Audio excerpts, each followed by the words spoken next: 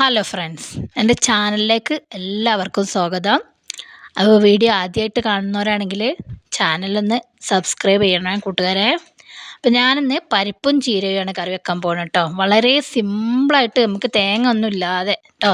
ചിലർ പരിപ്പിൽ തേങ്ങ അരച്ചൊഴിക്കുമല്ലോ, അപ്പോൾ അതിൻ്റെ ഒന്നും ആവശ്യമില്ലാതെ അതേ ടേസ്റ്റിൽ നമുക്ക് എങ്ങനെ ഉണ്ടാക്കാം എന്നുള്ളതാണ് കാണിച്ചു തരുന്നത്. വളരെ എളുപ്പത്തിൽ ഉണ്ടാക്കാം കേട്ടോ. അതിന് നമ്മളെന്താ സാധാ കറിയിലേക്ക് എടുക്കുന്ന പച്ചമുളക്, അതുപോലെ തന്നെ വെളുത്തുള്ളി, പിന്നെ അതുപോലെ തന്നെ തക്കാളി, പിന്നെ മഞ്ഞൾപ്പൊടി, മുളകും പൊടി ഇടുന്നവരുണ്ട് കേട്ടോ. മുളകും പൊടി വേണമെങ്കിൽ ഒരു ടേസ്റ്റിന് ഇടുന്നവർക്ക് ഇടാം. അതുപോലെ തന്നെ മഞ്ഞൾപ്പൊടി, ഞാൻ മുളകും പൊടി ഇട്ടിട്ടില്ല കേട്ടോ.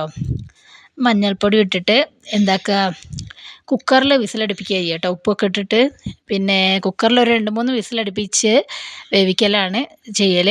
ചിലർ ആദ്യം പരിപ്പ് വേവിക്കും കേട്ടോ. ആദ്യം പരിപ്പ് വേവിച്ചിട്ട് പിന്നെ അതിലേക്ക് ഈ ചീര ഇട്ട് കൊടുത്തിട്ട് വേണ്ട സാധനങ്ങളൊക്കെ ഇട്ടിട്ട് ആക്കലാണ്. പക്ഷെ ഞാൻ പരിപ്പ് എന്താ പറയുക, കുതിർത്ത് വെച്ച പരിപ്പായതുകൊണ്ട് തന്നെ നല്ല പാകമായിട്ടുണ്ട്.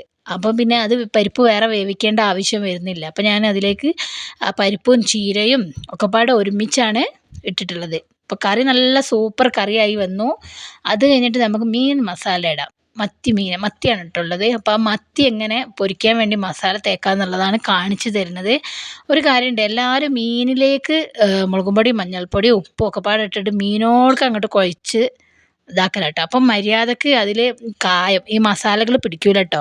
അപ്പോൾ അതിലേക്ക് മീനിലേക്ക് നന്നായിട്ട് മസാല പിടിക്കണം എന്നുണ്ടെങ്കിൽ ആദ്യം നമ്മളിങ്ങനെ കായം ഈ കുഴമ്പില്ലേ അത് കുഴച്ച് വെക്കണം. ഉപ്പും മുളകും മഞ്ഞൾപ്പൊടിയും അതുപോലെ തന്നെ വെളുത്തുള്ളി നന്നായിട്ട് ചതുക്കിയതും ചേർത്തിട്ട് നന്നായിട്ട് കുഴച്ച് നല്ല മിക്സാക്കിയിട്ട് നല്ല എന്താ പറയുക, വെളുത്തുള്ളിയൊക്കെ നല്ല ഉടയട്ടെ. ആ ഉടയുന്ന രീതിയിലാക്കി ഇട്ട് വേണം മസാല ചേർക്കാൻ. പിന്നെ അതിലേക്ക് മീൻ ഒന്നായിട്ട് ഇട്ടിട്ട് കുഴക്കരുത്. ഓരോന്ന് വെച്ച് ഓരോ വരൻ്റെ ഉള്ളിലേക്കും ആക്കിയിട്ട് ഇങ്ങനെ വലിച്ചെടുത്തിട്ട് തേച്ച് കൊടുക്കുക. പിന്നെ അതിൻ്റെ മീനിൻ്റെ ആ വയറുഭാഗമല്ലേ അവിടേക്കൊക്കെ നല്ലോണം മസാല കൈകൊണ്ട് തേച്ച് കൊടുക്കുക. ഇതുപോലെ നല്ല സൂപ്പറാക്കി മീൻ മസാല കായം കുഴച്ചാൽ കായം തേച്ച് പിടിപ്പിച്ച നല്ല അടിപൊളി ടേസ്റ്റ് ആയിരിക്കും കേട്ടോ. പിന്നെ ഇത് എല്ലാവർക്കും അറിയാമെന്ന് ഞാൻ കരുതുന്നു. അറിയാത്തവർക്കായിട്ട് പറഞ്ഞു തരിക കേട്ടോ. അപ്പോൾ ഇങ്ങനെ ചെയ്യുന്നതാണ് ഏറ്റവും ടേസ്റ്റ് ഉണ്ടാവും, നല്ല അടിപൊളി ആയിരിക്കും. അതുപോലെ തന്നെ ഇഞ്ചി പേസ്റ്റ് വേണമെങ്കിൽ കുറച്ച് ചേർക്കാം കേട്ടോ. അപ്പോൾ എൻ്റെ കയ്യിൽ ഇഞ്ചി ഇല്ലാത്തതുകൊണ്ട് ഞാൻ എന്താക്കി, വെളുത്തുള്ളി ചതച്ചതും മഞ്ഞൾപ്പൊടിയും മുളകും പൊടിയും ഉപ്പും കുറച്ച് വെള്ളം കൂടി ഒഴിച്ചിട്ട് നന്നായിട്ട് മസാല അങ്ങോട്ട് കുഴച്ചിട്ട് നല്ല അടിപൊളിയിൽ തേച്ച് പിടിപ്പിച്ചതാണ്.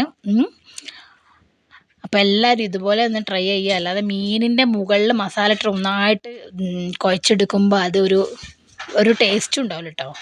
അപ്പോൾ എല്ലാവരും ഇതുപോലെ ട്രൈ ചെയ്യുക. ഇനി നമുക്ക് പൊരിക്കാനുള്ള ചടങ്ങിലേക്കാണ് കിടക്കുന്നത് കേട്ടോ.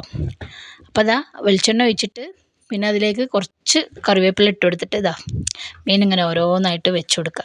പിന്നെ ഈ മസാല തേച്ച ഉടനെ തന്നെ ചട്ടിയിലേക്ക് ഇട്ട് കൊടുക്കരുത് കേട്ടോ. ഒരു അരമണിക്കൂറോ എങ്കിലും വെക്കണം. നമുക്ക് ടൈം ഉണ്ടെങ്കിൽ ഒരു അരമണിക്കൂറോ അല്ലെങ്കിൽ 15 മിനിറ്റോ ഒരു 5 മിനിറ്റോ വെച്ചാലും മതി. ആ മസാല നല്ലോണം പിടിക്കണം. മസാല പിടിച്ചിട്ട് പൊരിക്കുമ്പോൾ കേട്ടോ അതിൻ്റെ ഒരു പ്രത്യേക ടേസ്റ്റ് കിട്ടുക. അല്ലാതെ ഈ മസാല തേച്ച ഉടനെ എന്താ പറയുക പൊരിച്ചാൽ അതിൻ്റെ ആ ഒരു മസാല അതിൽ പിടിക്കാതെ ആ ഒരു മീനൊരു പച്ചച്ചോയ ഉണ്ടാവും. അപ്പം എല്ലാവരും ഇതുപോലെ ട്രൈ ചെയ്യുക. അപ്പം നമ്മുടെ വീഡിയോ ഇഷ്ടപ്പെട്ടാൽ ലൈക്ക് ചെയ്യുക, ഷെയർ ചെയ്യുക, സബ്സ്ക്രൈബ് ചെയ്യുക. നമ്മൾ തിരിച്ചും സബ്സ്ക്രൈബ് ചെയ്യുന്നതായിരിക്കും. Okay, thank you.